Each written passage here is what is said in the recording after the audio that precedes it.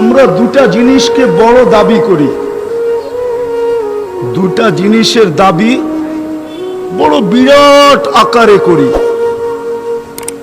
দুটা জিনিসের দাবি করি আমরা। প্রথম তো আমরা দাবি করি যে আমরা আল্লাহকে ভালোবাসি। করেন না? করেন না?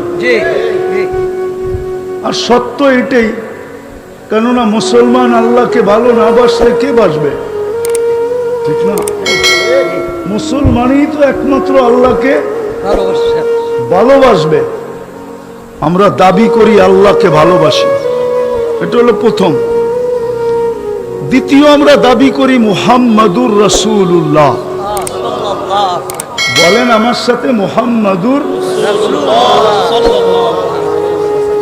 মুহাম্মাদুর। সবাই বলতে চায় না মুহাম্মাদুর না। মুহাম্মাদুর রাসূলুল্লাহ বলতে দেরি, 120 নেকি পাইতে দেরি হবে না।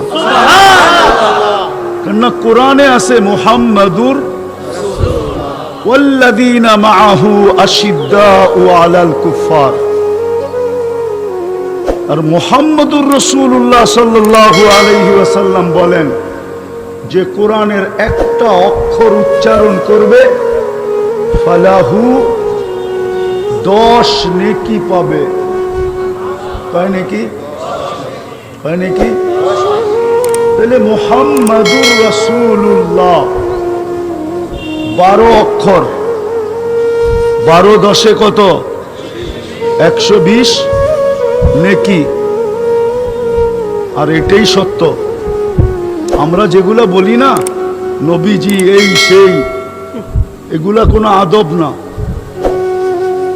আদব তো হলো মুহাম্মাদুর রাসূলুল্লাহ সাল্লাল্লাহু আলাইহি ওয়াসাল্লাম পুরা বলা, কোরআন যেটা শিখাইছে ওইটা বলা।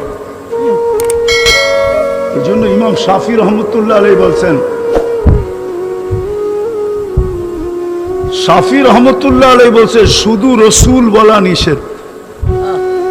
বলছে কমসে কম তুমি রসুলুল্লাহ বলবে। আর নাম, শুধু নাম নিয়ে তো ডাকাই যাবে না, কেননা আল্লাহই তো কখনো বন্ধুর নাম নিয়ে ডাকেন নাই। কোরআনে কোথাও আল্লাহ মুসা আলাইহিস সালামকে ডাকছেন বটে, ইয়া মুসা ওমা তিলকা বিয়ামিনিকা ইয়া মুসা। কোরআনে অন্য অন্য নবীদেরকে আল্লাহ নাম নিয়ে ডাকছেন, ইয়া জাকারিয়া, ইয়া ইয়াহইয়া, কিন্তু বন্ধুর নাম কখনো নেন নাই।